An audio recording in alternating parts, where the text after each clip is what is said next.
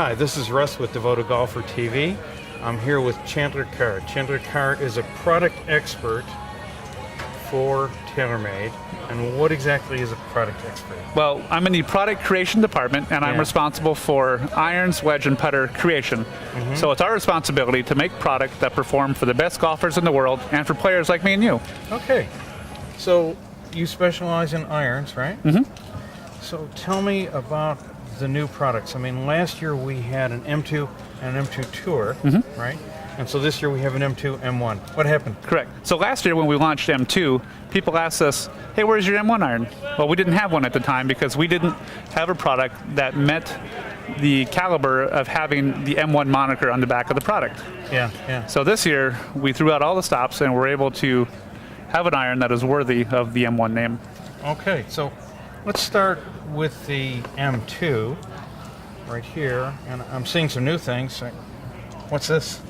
All right, so we'll start with you spotted the hosel bending notch. So for club fitters and for us that, we know custom fitting is a very important aspect to actually having clubs that are right for the consumer. This hosel bending notch allows us to do two things. It gives us full adjustability in terms of loft and lie angle adjustment. Right. 4 degrees up, 4 degrees flat, 2 degrees plus or minus on loft. But the real reason we have this is to unlock the additional 5 grams of weight savings from our fluted hosel. Without this, we can't have that. Explain. So I'll explain it to you here. So I have a cutaway here to basically show you exactly what we're talking about. Okay. Our primary focus in creating the M2 iron is to lower center of gravity. Okay. When you lower center of gravity, we want to thin out areas that are high. So you notice here, these flutes are high up in the club. The hosel, all that weight sits way above the center of the ball. Right, yeah. So we get rid of 5 grams of weight from the hosel that sits up high in the head. We also have a 1 millimeter top line here, basically to thin out more weight that sits up high in the head.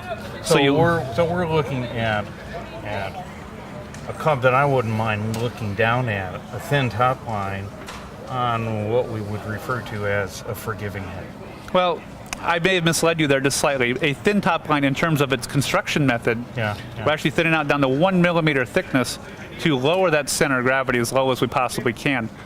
When we thin out all this material from up top, we still want to maintain adjustability. This hosel bending notch that you see here allows us to isolate where the bending is actually taking place. To have that adjustability, we don't want the club to bend up here where it's thin. We want it to bend down here where it's going to be proper for the consumer. Right, and because you've taken all of this mass out of here, if I were to just put this on the bending machine, I'm probably going to bend it up here. Yep, and we don't want that. Yeah. So that's an interesting touch. Also, it's a harder material. It's not forged, so it's always going to be a little harder to move. Correct. Yeah. Yep. Yeah. So this is not going to be difficult to move. So it's going to be very, very easy for me to custom fit with. Yeah. So if you're spending time with your consumers to custom fit that product, Yeah. you want to have that ability to give them. A tall guy like myself, I'm 2 degrees up and 3/4 inch over. I want to be able to get those specs in a distance iron like the M2. Yeah. Okay. So tell me a little bit about the face. We've got a face line here. So this is kind of the chassis that delivers all that distance, right? But here's the face that'll give you some of that consistency, right? So what we have here is you'll notice that we have our face slots have been added to the product. Basically that enables, that consistency on shots hit less than perfect. Right. And on the back, we have our inverted cone technology. Right. What that does is that allows us to make a face that goes beyond the maximum USGA legal limit in terms of coefficient of restitution. Right. But the cone, the inverted cone, slows the face down to basically essentially bring it back to the limit, but then widen the sweet spot.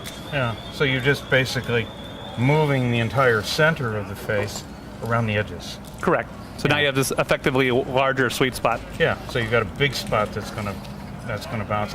Yep. I'm told by some shaft engineers in the business that it doesn't get any better than this. That you guys, with this design, have produced one of the most effective faces in the business. Absolutely. And we're real proud of that fact that we can provide distance and forgiveness in a package like the M2. Yeah. And so when I look at the complete M2, what I was saying before was, this is not the top line that I would typically see in a more forgiving head. Correct. Yeah. And I can expand on that for you too if you like. if you remember RSI1, right? RSI1 is when we first introduced the space slots in our irons. Had a very beautiful look, high polish finish, and a very pleasant, shape to it. Right. M2 from last year was all about distance and providing the height and distance that you would associate with M2. So we're kind of blending M2 from last year with RSI1 to give you that clean look at a dress, the finishing that you would expect, but the distance of M2. So it's really kind of a marriage of RSI1 and M2. Yeah, and to expand upon the story that we were telling last year, you didn't show up yesterday and start designing iron heads, right? This is every year. It's another step. Yep. It's another step of fine tuning some designs. So this year is a blend of two successful design technologies. Absolutely. Yeah. Okay, so let's move on to the M1. All right. Okay, so it's no longer M2 Tour, it's M1. Well, M2 Tour is still in the line. This is not replacing M2 Tour. This is its own animal in terms of how the club is constructed and what makes it an M1 iron, right? Okay. So to be in the M1 category, we knew that golfer is more precise about how he looks at the club at address. He doesn't want a lot of offset. He wants a little narrower top line. He wants to have, but also that distance that you would associate with an M family product, right? So we use multi-material construction in this product because we're really dealing with less real estate. It's a smaller head, right? Yep. But we got to get the weight and we got to get the CG low. So we use a tungsten weight, and if you notice here, this product actually, cut this away for you so you can look inside. Right. And there's a 15-gram high-density tungsten toe weight in this, and you can see this. So when I look at this hole right here, I can see where it's going. That's where it's going to go. Yeah. And when you look at how the end product actually looks, you can see there's really no visible evidence of actually having that tungsten toe weight in there. Yep. But it's really designed for proper CG location horizontally and getting that CG down low. Okay, and these toe weights change from club to club? Correct, yep. So it's really dependent on the head size and the amount of weight that's in there. Okay. So I'm looking for somebody that is a little distance challenged with a forged head, wanting to buy a little distance. Yeah, if you're a golfer who is likes to look down at something very clean and dare I say classic, but that you want distance and you don't want to give it up, and one's a great option for those players. Okay, and so we've got some new, what I would call more players clubs. Yep. Tell me about these. So I'm going to start with the P770. Okay. So the whole P stands for players, and basically this is our tour validated. We're taking feedback from the best players in the world in order to develop product that is really geared for them. Right? So you notice a few things missing from this product that you would normally associate with products that we've done before in the past. No face slots, no speed pocket, but we still want to provide this golfer forgiveness and playability that he would expect from a pure forged iron. Okay. And I can take you through the journey of how we got to this point in terms of. So I'm going to show you. This is kind of how we start, right? This is a 100% forged 1025 carbon steel head, right? But you notice there's something missing here. Like, well, where's the bottom of my club? Where's the rest of this product at? Right. Well, this isn't complete. Well, when you see this back bar of the product has actually been welded onto the back of this chassis, right? And that enables two things. That tungsten weight is heavier than steel, so it lowers the center of gravity, and it increases the inertia of the product because now we have more stability for heel and toe. Okay, so I've got the 770 and I've also got a 750. Yep. So 750, this is really, I almost call it club jewelry in essence, right? This is a 5-step, 2,000-ton forging process that has what's called near net finishing, right? So we basically, when we're forging this product, we want to have as little hand polishing as possible on this. So when we get to it, we have tighter tolerances. We control the weight of the product. We control the shaping of the product more efficiently to allow that the leading edge is the way we want it, the offset's the way we want it, the top line looks the way that we want it. Okay. Every part of this club has been, the face has been machined. Every groove has actually been machined, and actually the back part of the cavity has been machined. And so this is a very time-extensive process, and it allows us to basically control every aspect of the club, not only visually, but from a performance level as well. Okay, so I'm going to see this out on tour. Absolutely. But you'll see both on tour. Just for the record, the 750 and 770 are both tour-oriented products. So you'll see guys like Camilo Villegas play the 770. He needs a little bit more launch. He likes a little wider sole. Oh, really? But a guy like Rose, for example, he likes more of that blade profile, that sharp leading edge, the very straight top line, and overall more compact head shape. Yeah, and so he's nipping them clean off the dirt, and he wants a really, really good sole. This is good as it gets right here. This is some good stuff. So you mentioned machining over here, and so you're talking about machining here on the sole of the wedges as well. Yep, absolutely. So this is our new milled grind wedge for 2017.